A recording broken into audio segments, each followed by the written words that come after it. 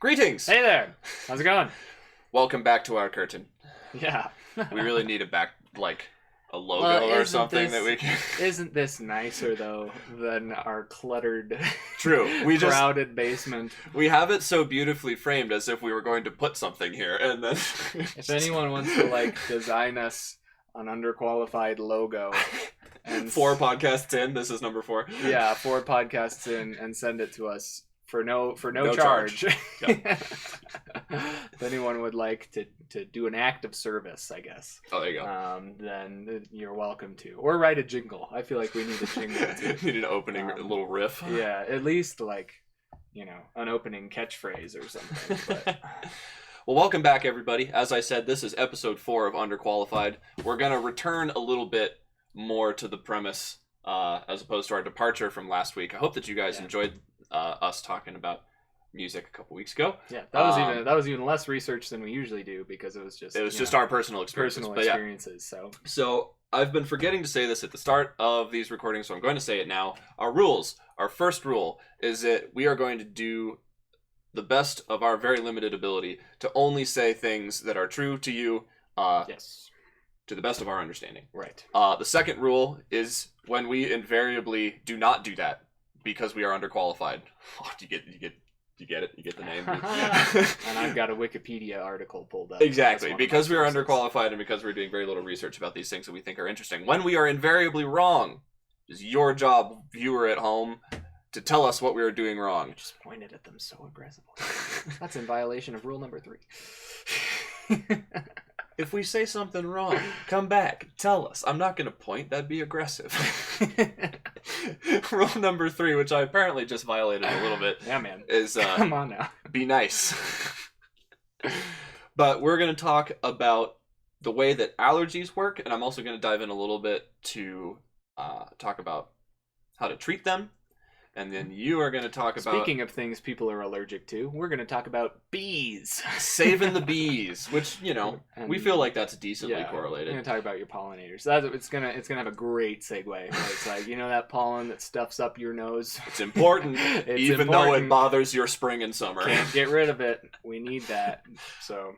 So, allergic reactions are interesting because they are inherently caused by a miscommunication between the sensor cells of our immune system and the immune system itself.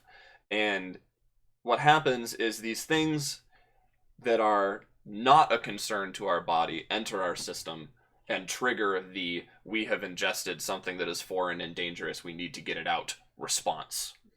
Right. And so what would normally be for things like poison or actual pathogens or toxics of some sort is instead caused by your cat or the trees outside. Mm-hmm. Any and all things that you are allergic to, it is the same inherent process. It just happens to be that your body selected for whatever reason those particular things. So we're talking right now more about seasonal allergies or pet allergies rather as opposed to food allergies, or is it the same? It's the same process. Mechanics. It just happens to be that there are proteins in food that are closely not related, but similar enough in structure that they will trigger this reaction of we've just ingested a toxin of some sort. Yeah. So it is inherently the same response every time. It just happens to be different for every individual, which is interesting, and that's where sort of the lack of understanding of the field of allergies comes in, because there's both a genetic and an environmental component to what you are allergic to. And the reason for that, because genetics are still not extremely well understood, and because nature versus nurture is probably going to be debated until the end of time, it's hard to pin down. The answer is yes. Right. It's hard to pin down for each individual person why you are allergic to what you are.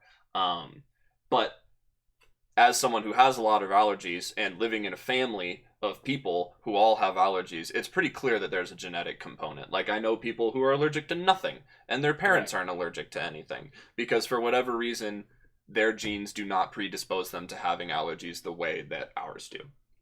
But at the same time, there's definitely something to be said for the environment that you are raised in that can cause more or less allergies, which is where that clean theory thing that I mentioned at this point, when this comes out over a month ago, really. comes in, because there is a hypothesis, this is not confirmed, that because we are raising our children in such a sterile and cleaned environment, that our immune system is essentially looking for things to fight, and it picks these allergens that closely resemble things that you would actually want to be fighting. But what happens is those things enter our system, be it through our skin or through your nasal passageway, or you've ingested it, any of the ways that you can think of that you have had an allergic reaction happens in the same way. And it's because these allergens come in and they bind with what's called mast cells. And what the mast cells do is they are kind of the gatekeeper for that cascade of response within your immune system. And so they pick up on these allergens that we are taking in. They're close enough to these toxins that the body is worried about to trigger this reaction, and they sort of start the waterfall. And this is the part that you might not have learned about, but will make sense when I say it, release histamine. And histamine causes all of those reactions that you hate when allergy season is happening. It causes the runny nose, the itchiness, hence why you take an antihistamine. Exactly. That's such a light bulb moment for me. Right. So, the issue of severity comes from the way that you take in the allergen, how much you take it in, and how potent the response is. And that last one, again, plays into your genetics and the environmental components a little bit, because some people are like kind of sort of a little bit allergic to peanuts, and some people are like, if I smell the peanuts in the room, that's inhaling that minuscule amount of proteins is enough to stimulate that histaminic response that then sends me to the hospital. And can it also, the number of reactions that you've had before, they can become increasingly more severe? Or is that less That's not certain? Addressed in this that I have here, but it wouldn't surprise me at all. I know that happens, just practically. Yeah. That there are people who, every time that they have a reaction, it gets worse. It gets worse and worse. But I don't know that that's, without having read the scientific literature on it, I don't know that that's a universal experience. I don't know. You've had a couple of, because you have a peanut allergy. Yeah. So you've had a couple of reactions in your life, but they haven't necessarily built off of each other. Yeah, and it's hard to know because I truly have only had two. And one was when I was in preschool, and the other was in my first year of college. So that's such a long time that it's hard to know. Without actually looking it up, I would say that makes a lot of sense because of the way that the immune system works. So if you remember us talking about the vaccine and just vaccines in general, the whole idea is to prepare your immune system to have a stronger response and remember, quote unquote, when that pathogen re-enters your system. And so it would not surprise me at all if the exact same mechanism makes your allergies worse, those severe allergies, because you have a really strong immunological response that your body remembers and jumps right back to when it re-enters your system. Okay, I've got a good article for you here. Please. So is it true that food allergies will get worse with every accidental exposure? This is actually not true. Ooh. It's a common myth that food allergic reactions, so we're fact-checking ourselves live. It's happening. That become worse with each exposure. However, the correct answer is still worrisome, says Dr. Sitcherer of we're back on the names. allergicliving.com. So the severity of future reactions is very unpredictable. It could be the same, less, or more severe. Let's see if Dr. Sitcherer will tell us why that is. Sorry, Dr. Scott Sitcherer, if I am mispronouncing your last name. Almost certainly are. But so many factors can determine the severity of a food allergic reaction. It's different for type of food, as you said, the amount of allergen that's consumed. Other health conditions such as asthma or the general state of your health at the time you ingested the food can all play a role in that. if you have already experienced a severe reaction, it certainly could happen again. And basically, he doesn't really expand upon why we don't know or why it could be more or less severe. We just know that we can't really predict. If you've had a severe reaction, it's very possible you could have a severe reaction again, Right. but it's also possible that you could have a much more minor experience. So, like, theoretically, I'm just kind of spitballing off of what I'm reading off of this page. If you could have, the extreme of anaphylaxis one time and then just get puffy and break out in hives another time at a later date, but you could also certainly have the exact same severity of reaction again. I'm sure there's more literature out here on this. It's just this one article that I have pulled up doesn't really expand on it. And again, because allergies for the vast majority of the population are not life-threatening, I would imagine that kind of slows the progress a little bit on figuring out why those types of things happen. Mm-hmm. Because while it is scary, there is a solution to those life-threatening reactions, which is to carry an epinephrine injector with you wherever you go. So for those of you like me who have severe allergies, you've probably had an EpiPen for a really long time. I hope that you have never had to use it because that's really scary. But I will, in a moment, talk about why it is important to carry that and what epinephrine does and why it can save your life if you're having one of those reactions. Mm-hmm. So the rest of the sort of cascade within the immune system is kind of not the concern at this point. Because once that histamine is in your body, the histamine causes almost every single symptom of traditional allergies that you can think of. But the most important thing that it causes, and the reason that it can become such a concern, is inflammation. And so that inflammation can take on the form of just getting puffy and swollen, like you just mentioned, or it can reach the extent where it closes your airway. So that's internal inflammation, but it is inflammation nonetheless. It is still caused by histamine. Right. And that is what would kill you if you have a severe allergy. And this is maybe a just a non-STEM person question. Yeah. And if it's a longer answer, feel free to just blow by it and save it for another episode. But why is inflammation an immune response? If the body is operating appropriately, how is that addressing a toxin or something that's not supposed to be in the body? Is that just a byproduct of the immune response, or does that actually do something functionally? It does do something functionally, okay. And this is sort of the battle, which, I mean, inflammation, once again, could be an entirely different talk on my part, because Sweet. The long-term impacts of inflammation are everything from just discomfort to cancer. But in the short term, at a reasonable level, which again is always the problem with the immune system in the body, is that it likes to do too much, is that you have to think about what inflammation is. And so just like if you were to get a cut on your arm and that gets swollen, well, that's because there's more blood in the area. And so when there's more blood in the area, and you can feel it because it gets warmer than the surrounding area, that is your body's way of bringing the things that need to be in the area to address the problem there at a greater rate. Because all of those immune system things that I'm not going to get into, but all of the things that help you repair yourself in whatever context, be it an injury or you've ingested something that's not supposed to be there, or whatever it is that the immune system is responding to, that inflammation brings all of that stuff in the blood to the area. And so it helps increase the response rate of your body in the short term. Because it floods the situation with the stuff that you need. Gotcha.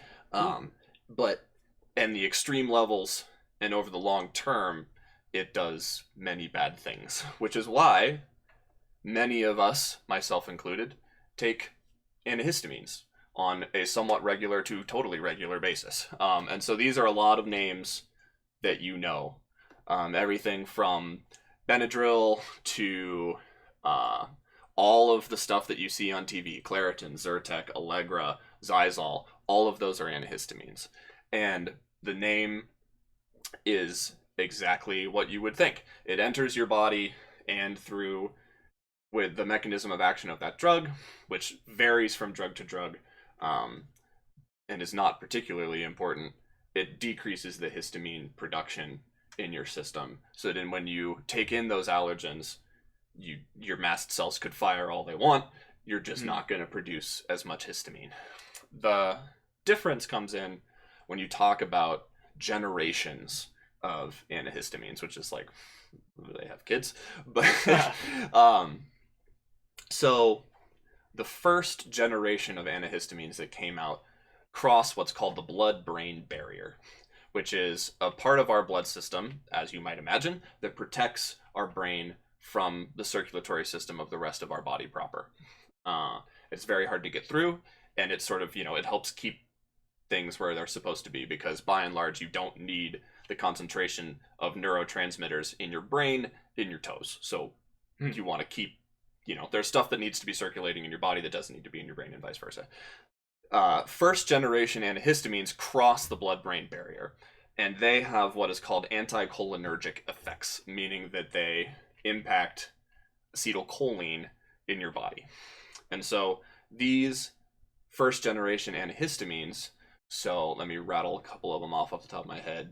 Benadryl, which is diphenhydramine, Unisom, which is doxalamine, the original Dramamine, which is diphenhydramate, I believe.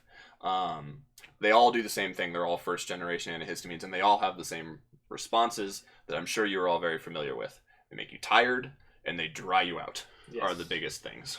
Yes. But they can also decrease your blood pressure.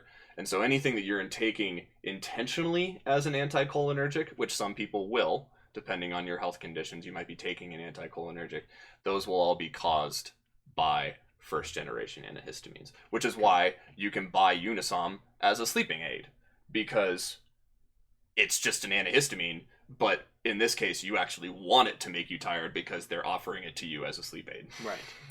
But for those of us who live day-to-day lives with allergies, popping a Benadryl every day is bad. Because it dries you out, which for me is particularly unpleasant. I mean, everything that can get dry. My lips get dry, my skin feels dry, my eyes feel dry, which is really unpleasant. We live in a desert too. We do, right. Live in a semi-arid climate. Yeah. But also, and most dangerously, because it crosses the blood-brain barrier, it makes you really tired. And some people will be like, well, no, it doesn't really affect... It does. That, like, you are a human being, you have a blood-brain barrier. It might not be as severe for you as it is for somebody else based on your metabolism of whatever the drug it is that you're taking, but it's going to affect you. It's a first-generation antihistamine. And so what they have come out with in more recent years are these second and third generation antihistamines, which have specific chemical groups on them that make them structured in such a way that they get pushed off of the blood-brain barrier. Say that 10 times fast. Yeah. And so it's such a simple fix. The people who are formulating these drugs added a couple chemical groups to them, and suddenly the pumps that protect our brain and form the blood-brain barrier say, that's not supposed to be in here, and push it back out. So it just circulates in your general bloodstream. It doesn't enter your brain, and it doesn't cause... Well, it lessens the effect of, or in theory should completely remove the effect of taking a first-generation antihistamine.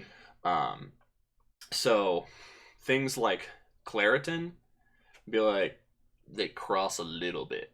So they make you a little bit tired, but not as bad as Benadryl, which is why they advertise non-drowsy Claritin to you, because it's, yet again, it's an even further change to the chemical structure to help further prevent them from crossing the blood-brain barrier. So depending on the antihistamine of choice that you're taking, you may have more or less of those anticholinergic effects. Do the non-drowsy drugs, does removing the impact of making you tired, does that diminish the histamine repressing abilities, or is that they're not tied to each other? No, they shouldn't be tied to each other at all.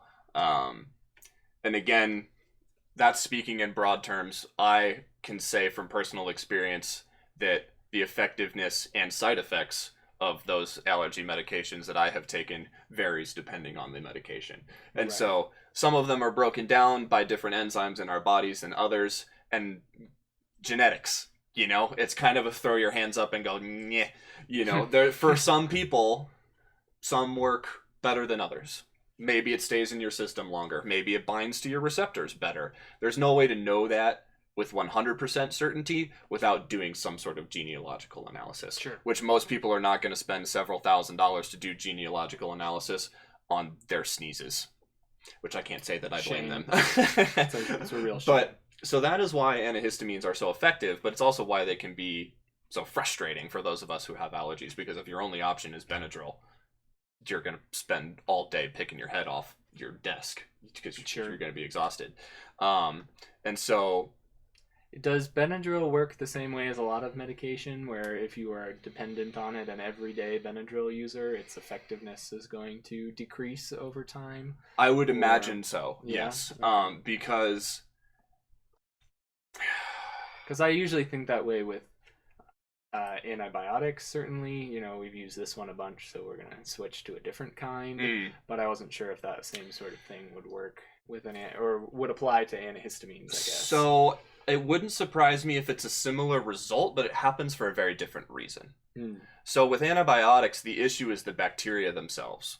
Because if the antibiotic that you are taking doesn't kill the entirety of the bacterial infection, then the ones that it has left alive will regrow within your system, and because it didn't kill them the first time, will likely be unable to kill them the second time.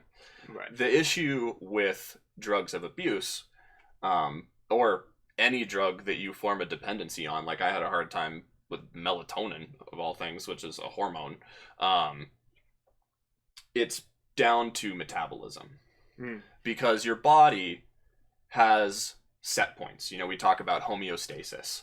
And so the more advanced version of that is set points. And every system in your body has a set point, be it blood pressure, temperature, all of those things, 120/80, 98.6 degrees. Those are all your set points. And you can even break that down to a metabolic level. And you have metabolic set points. And so when you ingest drugs, really for anything, you are messing with that set point.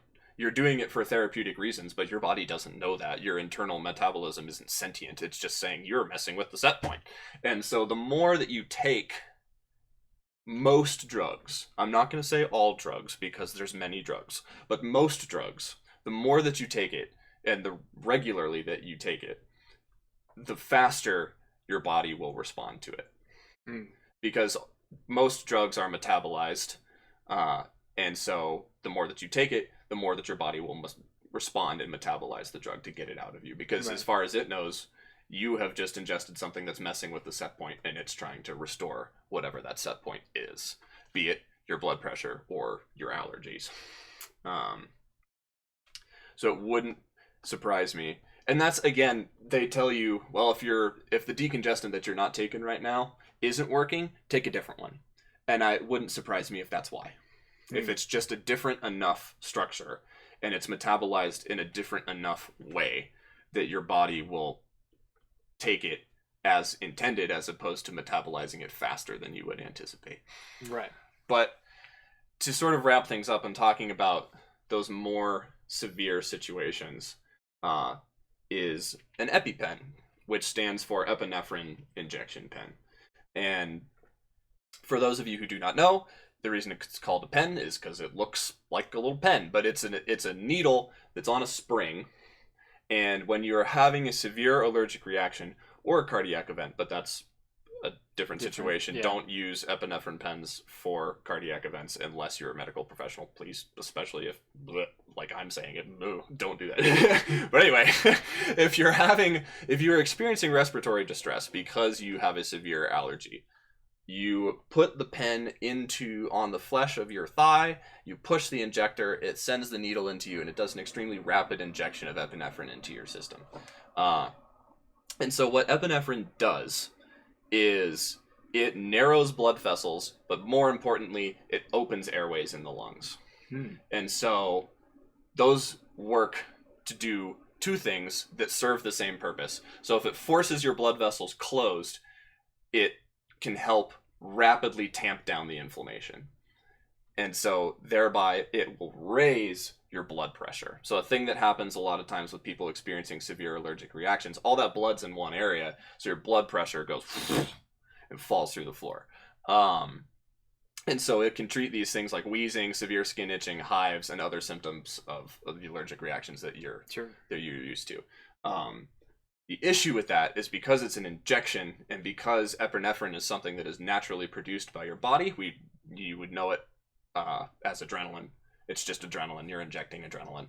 It gets metabolized extremely quickly, which is why any of you out there who are watching this who have severe allergies, you have gotten the same talk that I have, which is that after you inject the epinephrine, you need to immediately take usually Benadryl, but I would imagine that any antihistamine would work, and then call for an ambulance, because that epinephrine is not going to last as long as you need it to, and you might actually relapse into the allergic reaction.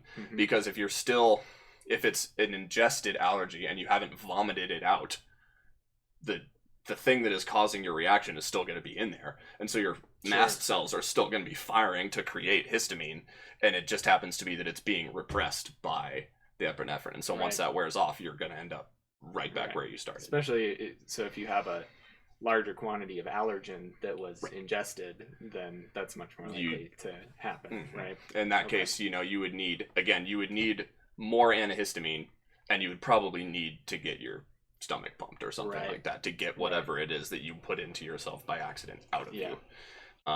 But that is only in the most severe of cases, and antihistamines work on a day-to-day basis for most of us and treat issues with pollen. For sure. Oh, yeah. Good segue. I want to and I know we're running low on time here, but I think one of the things that's most interesting with allergies to me, and the thing that I perhaps understand the least, and maybe we could expand upon this in a different episode, is how you can develop an allergy later in life to an allergen that you haven't had a reaction to before.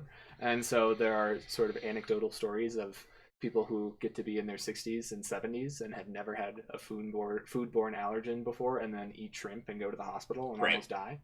And so I think what I've gleaned from your talking a little bit is that there's less about allergies that is totally unpredictable than might have seemed to me before, but there are still some things that are just sort of, that's weird. Genetics, That would not surprise me if that random development of allergies later in life falls under that category of things that are very hypothetical still. And not in the sense that we don't have an answer, but that the answer is a hypothesis. Right. And the answer might not be true for every person. Sure, definitely. All right, great. Yeah, I will now accept your segue to go into talking about, wouldn't it be great if everything that we're allergic to just went away? No, we need the things we're allergic to. Gosh, we need pollen. We need bees, certainly. Have you ever been stung by a bee? I have, a couple occasions. Yeah, me too. It made me hate them in elementary school. I had a deathly fear, but they're very important. And except wasps. Wasps serve almost no evolutionary purpose. Not totally zero, but it's pretty close. Like, stuff eat them probably, but they could go away and we would be fine. Don't save the wasps, just save the bees. Very moderate decomposers. And so, already this topic is sort of lighthearted, right? Because it's like, save the bees. And I feel like that's sort of the tone that this takes on a lot of times in environmental conversations, is sort of like, while we're doing all these other things, let's also save the bees. Yeah, exactly. Like, it doesn't necessarily take on the same baggage as talking about climate change in general, talking about the mass extinction that we are currently experiencing. As a whole, it doesn't have that same connotation.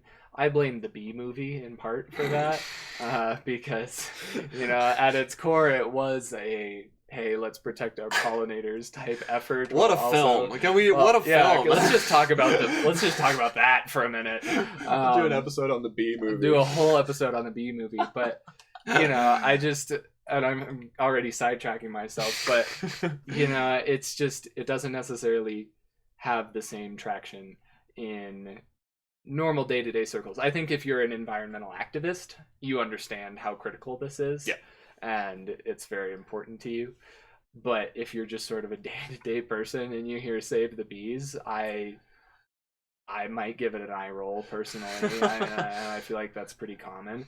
But let's talk a little bit about what's happening with our pollinators.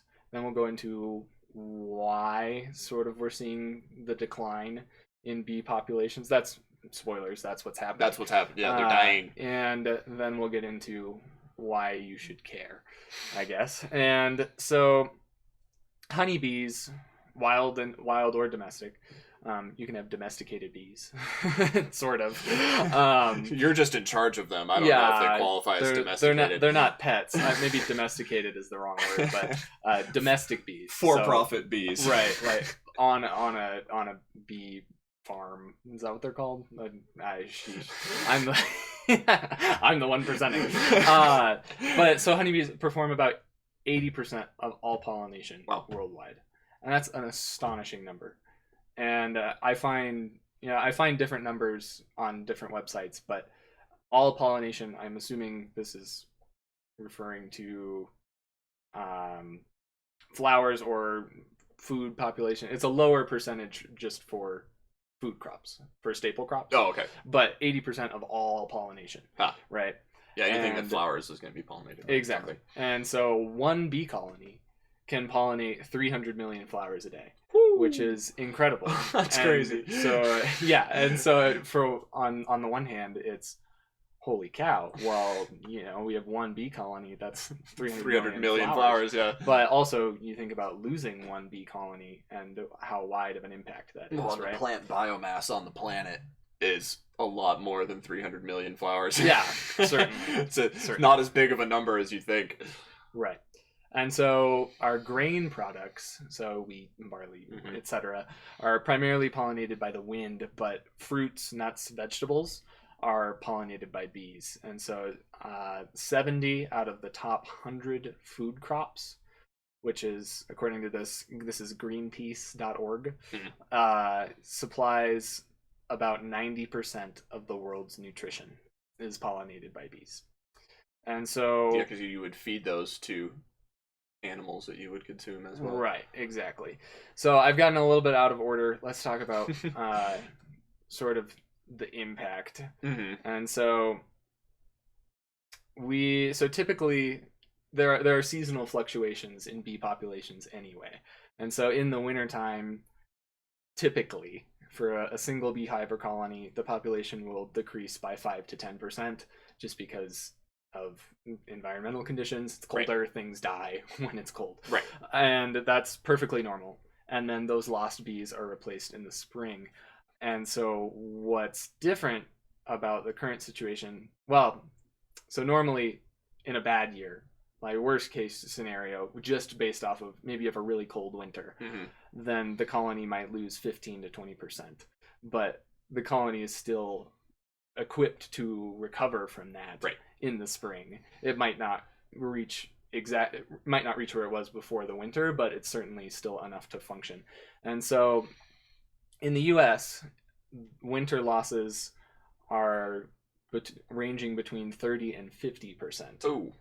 And in some cases more. For instance, there's this guy named David Hackenberg, that's a name I can pronounce, who has been a beekeeper for 42 years. He reported a 90% die-off among his 3,000 hives in the United States. So that's a huge population drop already just from one beekeeper. And you think about that stat that I just read before, 300 million per beehive, and then you think about 90% being gone from 3,000 hives.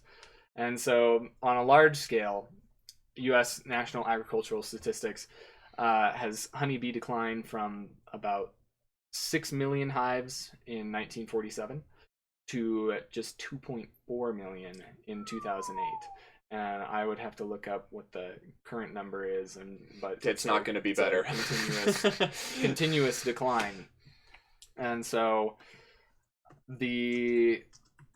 the number of healthy bee colonies is basically a metric for crop health and crop success. There's a very strong correlation between the strength of our food reserves and the predictability of a strong harvest and the health of bee populations. And so if the number of working bee colonies per hectare is strongly correlated to crop health, and that has declined by 90% since 1962. Wow. So basically, all of this is painting a picture that bee colonies can't keep pace with winter die-off rates, and they're not going to be able to naturally replace those losses. So they could handle, as I said before, even the 15 to 20% drop off from a particularly bad winter, but those numbers in the 90% range certainly are so far out of the normal ability of a hive to recover and to respond that's it's devastating to bee populations. And so let's talk about why. We're at about 2.81 million, by the way, in 2019. Okay, so maybe that's a slightly different metric than before, but painting the picture of a gradual decline, but certainly a stark difference over the last 100 years. And I'm hesitant to use the word gradual because I'd say precipitous. Yeah. It's gradual in the sense that in, I guess, human lifetime perspective, right? And because this is the numbers I referenced were from 1947 to 2008. And so it seems like that was fairly gradual. But in terms of a species that has been around for 30 million years now and talking about their population decreasing by this 75%. By this percentage in less than 100 years, that is plummeting towards extinction. Oh, That's absolutely. what we're speaking about. That is the gravity of the situation. It's not, we're losing a few more bees than normal. It's, if there is not a change in this progression, bees will become extinct within the next 100 years. And hopefully already I've illustrated how dire the consequences would be of that happening. And so let's talk about why. Let's talk about what's going on, why this is happening. And of course, the answer is multifaceted, but it's also not that complicated. And so we need to talk about pesticide, and we need to talk about chemicals.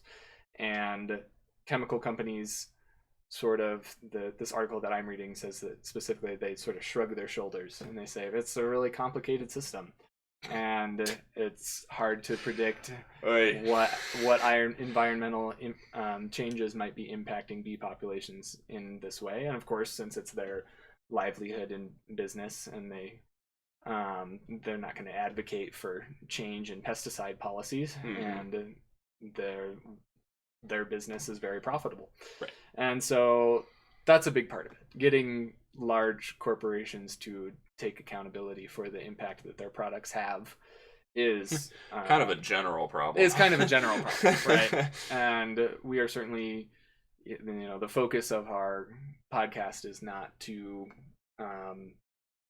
shame anyone, I guess, but there is so much that could be done better fairly easily on a large scale. And so shrugging shoulders when a situation is this severe is pretty inexcusable. Looking at you, Bayer, Syngenta, BASF, Dow, DuPont, and Monsanto. We're gonna get doxxed by the freaking insecticide companies. Talking about the bees. Okay. Okay. But it's not just on their shoulders. Certainly, there's an impact from climate change as a general idea, habitat shrinking. As a part of climate change. And so that the wild bee habitat, which is a big part of the strength of pollinators, we talked about wild and domestic bees before, both contributing to the essential role that bees can play. And so the wild habitat is shrinking particularly precipitously, as those same, industrial companies that are making agricultural products are converting the grasslands that are home to wild bee populations and forests into more more land for farming. And then on top of that, the land that has been converted to farming is treated intensely with the harmful pesticides that we were talking about before. Right. And so essentially talking about reversing world bee decline, it's all about the fixing dysfunctional and to quote this Greenpeace article again, fixing the dysfunctional and destructive agricultural system. So that's a big part of it. Okay. Of course, Greenpeace, to be fair, has quite the agenda as well. Yeah, for sure. And I'm going to move to some other articles as well. And so basically, there are impacts that are not just from economic concern, like agricultural production. And that refers to just global temperatures rising and that causing honeybee ranges to get smaller. And so you talk about the range of temperatures, and so if bees are particularly far south, that's now too hot. If bees are particularly far north, then that's too cold. And so everything sort of moves down into a more stable mid-range, and that's a much smaller area for bees to frequent, and that's not necessarily able to support the same populations that we're seeing before. And so and on top of that, bees are actually susceptible to mites and gut parasites. Ooh. And one of the other products of rising temperatures is that those parasites their populations are steadily increasing. Yeah. And so having more parasites going around, even the bee populations that we have are unlikely to stay healthy because there are so many of these mites and parasites that are going around as a result of a temperature change that there are still bee colonies, but they're getting infected, and then their numbers are declining as well, even if it's not a pesticide impact or a temperature impact. That one's sort of secondhand a temperature impact, right? Right. But, yeah, the mites now have 3 times the population that they used to, kind of situation. Right. Exactly. And so that throws the whole ecosystem out of balance. And so let's talk about climate change. I'm going to get a little bit more into why this is so important. And so essentially what we're looking at with losing pollinators is a huge threat to food security. Yeah. And that, of course, disproportionately impacts people who are in more unstable socioeconomic positions, and for people who are already hungry and undernourished, because of course hunger already exists, scarcity already exists, and it's just going to get worse. The loss of pollinators, the continued decline of bee populations just exacerbates all of those problems that already exist. But that's not to say that if you're not going hungry now, you wouldn't be impacted by the continued decline. This is something that is across the board. Will be felt. Yeah, I mean, you can't just lose 90% of your population's food products and expect things to continue status quo. Exactly, yeah. So there's no way that if this trend continues that we wouldn't feel the impact even in places where food security is relatively high or it has a low global hunger index rating. Right. Well, and even if your grocery store, for example, continues to be supplied with food, like they have enough that they can secure to bring the same amount that they always have, imagine the cost of that food going up by 900% to account for to account for losing 90% of it. So then if you're socially economically insecure, now the food might still be there, but you can't buy it because now that apple costs $15. Right. Exactly. Exactly. And so one of the things that I think is tricky about this situation is there's no one problem that you can look at and isolate and correct without impacting other contributors. And so basically what we're talking about here is that the agricultural production is in large part, or in some part, we'll say, responsible for the decline in bee populations, but also they are ensuring their future decline in doing so, right? So it's a sort of a self-defeating pattern. So you can't, at some point they're going to have to respond. Right, because the agricultural production can't happen without pollinators, and pollinators can't continue to exist if the setup of agricultural production remains the same. And so that's sort of a negative feedback loop that we've got going on there.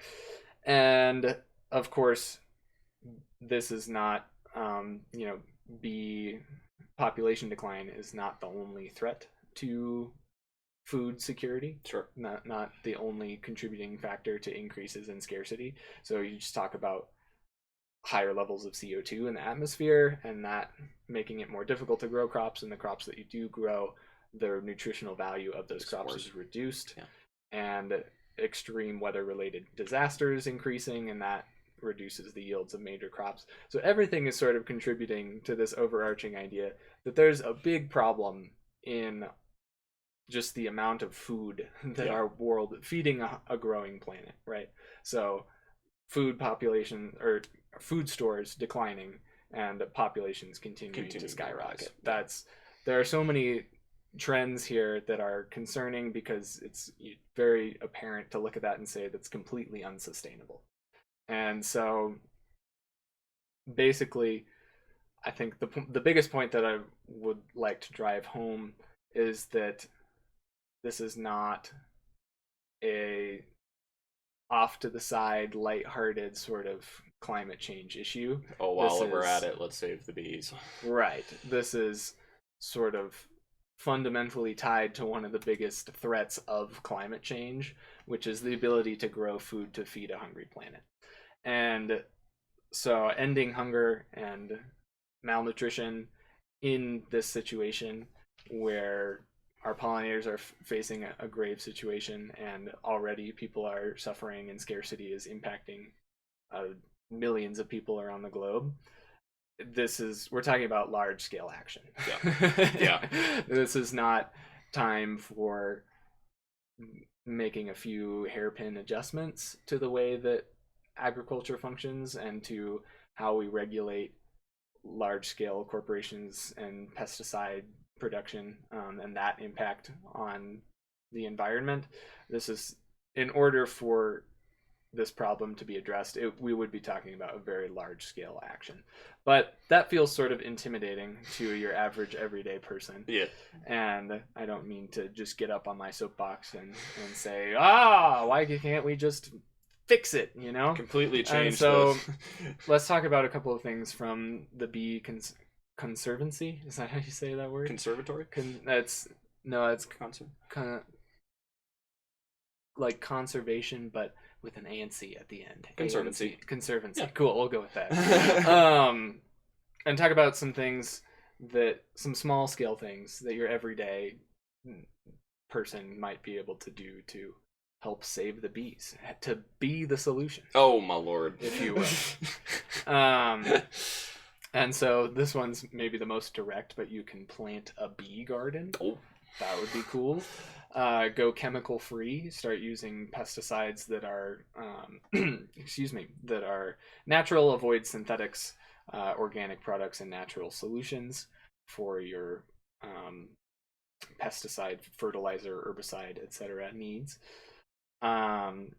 Providing trees, contributing to the habitat for bees is a big deal. So we talked about the habitat degradation experienced by bee populations, and so stemming that crisis in any minor way, planting trees, it's a good thing to do on a number of levels. You can contribute to a number of great organizations that support bee conservation, like the Bee Conservancy, and there's a lot of great work by professionals who know a lot more about this problem than I do, who are combating this problem as their profession, and that's very cool. Thank you, beekeepers. Yeah. And so, basically what I'm saying is, even though those two ideas should coexist, right? We should take personal responsibility for the problem and make the minor changes that we can, while also keeping in mind that in order to reverse the tide in relation to this, it's not just a pinhair. I was going to say, it's not going to be about you just not buying Roundup for your yard or something like that. It's a paradigm shift, to be sure. Which, I mean, we're kind of hitting our time here, but that sounds really doom and gloom, and it is to a certain extent, because the situation will only get dire the longer that we continue to not address it. But I wanted to end on a somewhat more positive note, which is that just when I looked up bee populations in the U.S. in 2019, there are states where the bee population has started to go back up. So just because it's a dire situation does not mean that it is an irreparable situation. Or a hopeless one. And so I think that is the point that I would much rather bring home than just like, this is a nightmare, this is a disaster. We are still at a point where this can be corrected. We still can enact policy, we still can change the way that our agricultural world and the way that we develop the natural world around us is done, so that this does not have to continue to happen. Sure. So don't feel like because we're talking about this and because we're talking about essentially losing 90% of our food stores, which is horrifying, that has to happen. Like, there's no way to get around it. There are things being done. There is progress being made. And so more than anything, I would say, pick one of those charities, pick some people, get informed. If you don't have money, donate some time. If you don't have time, donate some money. Find a way to contribute, to help be part of the solution to what you said, again, is an extremely multifaceted problem. There's a lot of different ways that we can come at this issue, and I would say that all of them are equally valid. Right. So there are so many parts of this problem, but as a result of that, there are so many roles to be taken on in combating it. And so that looks, as you said, that looks different for everybody, and there are so many ways to get involved, but certainly the time is of the essence, and it's of the absolute utmost importance. And so, as I said, this impacts everybody, but especially those in the most vulnerable positions economically, who are already struggling for food security. This becomes real life for them, a lot sooner than it might for the rest of us. So we want you to be a healthy amount of filled with fear, I guess. Yeah. Concerned enough that you feel like doing something about it. Yeah. As best as you can, You are not individually responsible for saving the bees, but we can all do something that makes a difference. Right. We do not intend for this to be a social change podcast, but we do at the same time acknowledge what appears to be the overarching and absolutely overwhelming scientific evidence, and we take it at face value as much as we possibly can. That is going to do it for us. We appreciate those of you who stopped by. Let us know what we got wrong, or just your opinion or things that you know about these issues. We'd love to hear about it. Beyond that, what else should we talk about? What are some things that you would be interested in hearing us do some research on? Because there's lots of really cool things to talk about out there, and we'd love to talk about them. Absolutely. As always, hope that all of you are doing well. Thanks so much for participating, and have a great whatever it is that you're watching. Thanks for hanging out. See you next time. Take care, everybody.